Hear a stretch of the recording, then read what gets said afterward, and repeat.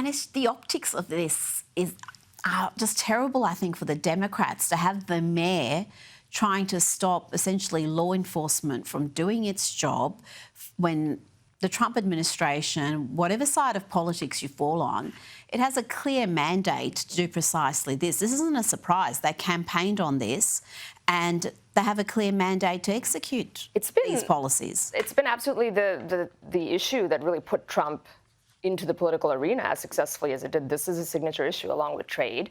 But they don't seem to have gotten the memo because before that, 20 years ago or so, the other side was still winning, where they were saying, it's heartless and let's not separate families and all that stuff. But things have gotten so bad and it's so outrageous when you have 30, 40, even 50 million by some accounts illegals in the country that public opinion has completely shifted in favor of this. But she's still behind. This is it, and the public opinion has shifted amongst legal migrants, which is one of the more fascinating polling numbers showing that the majority of legal migrants back these immigration policies. Now to an issue that is causing great debate amongst the right. The Justice Department and the FBI have concluded they have no evidence that convicted sex offender Jeffrey Epstein was murdered or that he had a client list. They have released video that, if you ask me, raises more questions than it answers. The video is missing a full minute, Kosha. And frankly, few people are buying the claim that there were no powerful men who were benefiting from Epstein's activities. This one, I think, is surprising a lot of people. I like Pam Bondi, so it's not to point the finger at her, but she hasn't helped in this, where, she came out on camera a month ago and did this whole thing with right-leaning influencers who were invited to the White House and they were given these binders, which was stuff we all knew. And then she says, no, I'm just reviewing other documents that are coming out. And they haven't. And even people that are very... She had the list on her desk at one point. Right. So she's on camera saying this, and then this is very anticlimactic.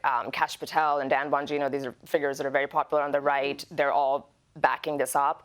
So in a void of information, which is what it is, it will lead to conspiracy theories, which may have truth to them, may not have truth to them, but it's all out there now in the zeitgeist where people just don't believe that any of these things are true, and there's all sorts of things swirling, and we'll see if this is corrected, if Trump can do anything with it. We know powerful men were on that so-called Lolita Express. We know a number of them made repeated trips. We know Jeffrey Epstein.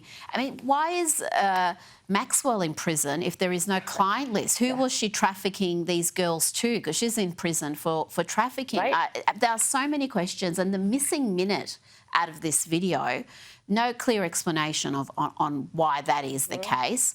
And there was so much time for people within the FBI or the Justice Department to destroy evidence. And I think, again, that gives weight to people who've got conspiracy theories about what really happened. Yep. Have they destroyed evidence? Is there incompetence where some other agency maybe has the evidence? Who knows? Is it that the people on this alleged list are so powerful globally that they really do wield a lot of pressure, and that pressure somehow has been brought to bear? Maybe some of the good guys have skeletons in their closet that they're being threatened will come out if they do this. Who knows? We can come up with things, but this is not helpful, because a lot of people had a lot of hope on transparency and declassification in this administration, and it is better than past administrations, but this is a big one, and it stinks to high heavens. Absolutely. I don't think that can close the case yet. Now, to an issue that we love talking about because we miss Kamala Harris. She gave us a lot of content, and apparently there's a new book that reveals she used profanity to convince dubious Democrat governors to stand with Joe Biden after that infamous debate performance against Donald Trump. She reportedly said, "This is about saving our effing democracy." And the comment is revealed in an upcoming book on how Trump retook the White House and the Democrats lost America.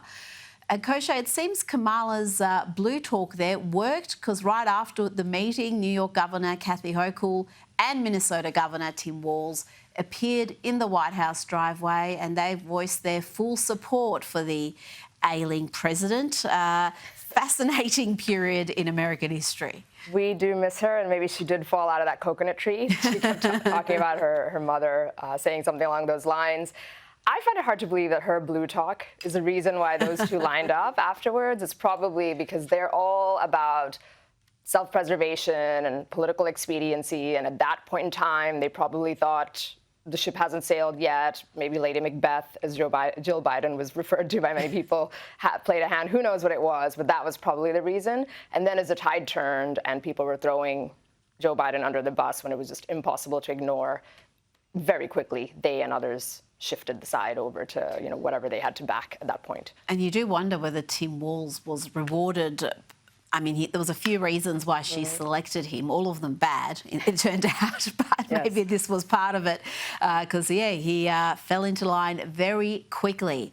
Now, Donald Trump has published letters to 14 nations with tariff deals. Japan and South Korea will have a tariff rate of 25% applied. Other nations will face higher tariff rates from August 1. These include Thailand and Cambodia with 36%, Serbia and Bangladesh 35%, Indonesia 32%, South Africa 30%, and Tunisia, Kazakhstan and Malaysia 25%. But Kosha, what we want to know is, when will we know here in Australia what our long-term deal is? We're a close ally, and so far there's been no meeting with our Prime Minister and no long-term trade deal negotiated.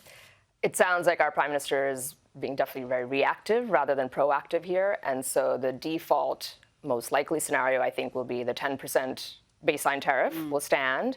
Australia is not at risk for reciprocal tariffs because it's one of the few countries that has a trade surplus with the U.S. So that's what all those numbers that you just went through are about, because those countries we have huge trade deficits with. Steel and aluminum, supposedly a 50% tariff is on the table. That's what Trump wants to do because that sector, those two sectors in particular, are very important to him, and he really wants to revive them. It's his voting base. Last time around, Australia had a carve out for that, and it doesn't seem like that's on the table for now, at least for this one. So I think that's kind of where we're headed in terms of the impact.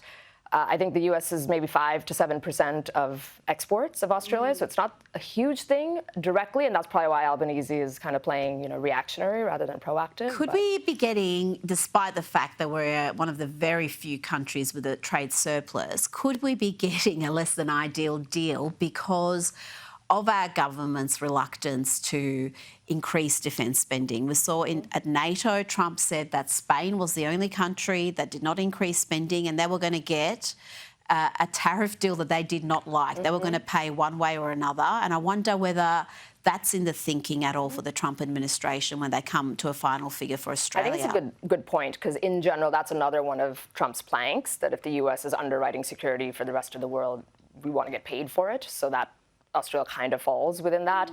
The other one he keeps pointing to is beef, where there's stricter standards. It's not direct tariffs, but the biosecurity laws over here make it very difficult for the U.S. to export beef. And so there's a few sort of pet peeve issues that the Trump administration has. And if they can't negotiate, I think the default will be along the lines of what I just said.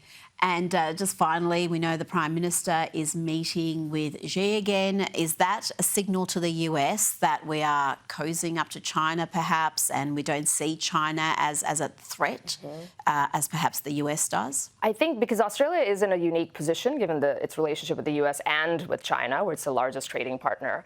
And even if Australia won't be a direct beneficiary or won't be hit as directly because the U.S. is a small part of the exports, it will be indirectly because as the U.S. goes to trade war with China, China's the biggest importer of Australian goods. There will be ripple effects around that. And I'm guessing that that's part of what is in this meeting of signaling, this is a very important trade partner to us, and Australia is going to strengthen that as a way to somehow kind of shift the power dynamic between the U.S.